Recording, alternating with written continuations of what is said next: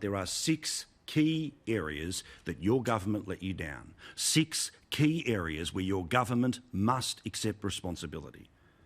Those 6 areas, yet again, are that your government hid under the doona for too long. It kept the original version of restrictions in place for too long, so that as soon as people started to break them or they released, the tension in the system just exploded. There was one rule for them, and the them could be the protesters who were allowed to gather in their 1,000, but you couldn't gather in your lonesome to play golf. Parents were being fined if they decided to teach their kids how to drive, yet oh so woke people were allowed to march as many times as they wanted up the main street of Melbourne. The decision made to have private security guards, not the police, as the people who were the barriers to keep the real problem, which is international returned visitors in hotel rooms, is the major administration mistake. It's something that they must be held accountable for. And fobbing it off to an inquiry that will get back to us in September is not good enough. Many of those guards went on to literally have sex with the people who were in quarantine.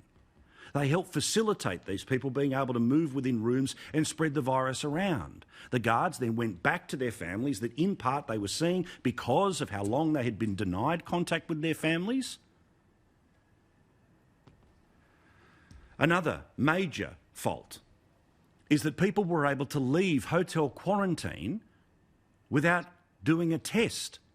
You can't tell a cop you're not interested in doing a roadside breath test.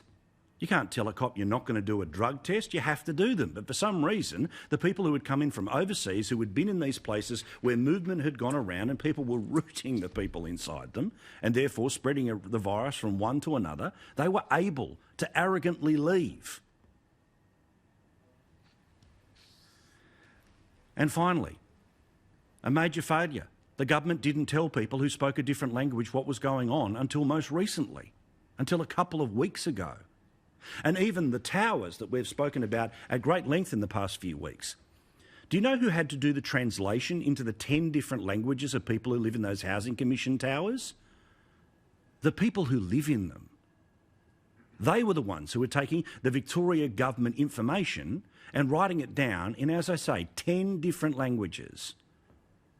These are the 6 things that we will always demand accountability for, and the 6 things that you should never forget Daniel Andrews refuses to apologise for. Are you sorry to Victorians? I am very sorry that we find ourselves in this position. I would just, with the greatest of respect, put it to you though, that getting this virus and dying from it is very onerous too. Like, this is challenging. I get it. I know that. I understand that. I didn't want to be in this position. No Victorian does.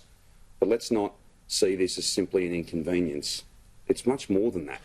It's a pandemic, and it will kill thousands of people if it gets completely away from us.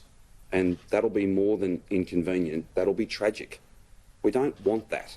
We can avoid that, but we all have a part to play in that. The people of Victoria are not the ones who did something wrong. Your government did something wrong.